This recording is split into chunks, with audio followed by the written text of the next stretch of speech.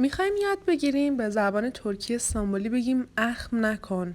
به یکی بگیم اخم نکن. چی بگیم به ترکی؟ به ترکی استانبولی بگیم سورات آسما. سورات آسما یعنی اخم نکن.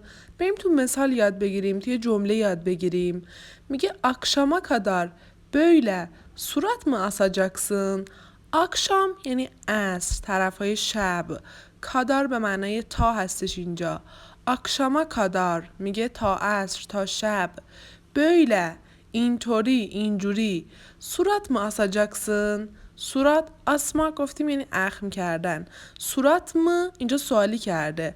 asacaksın آجاک پسفند زمان آینده است. سن پسفند فاعلی شخص سن، یعنی میگه تو قراره که تا عصر یا تا شب اینطوری اخم کنی، یعنی میگه این کارو نکن دیگه. پس اخم نکن میشه صورت آسما.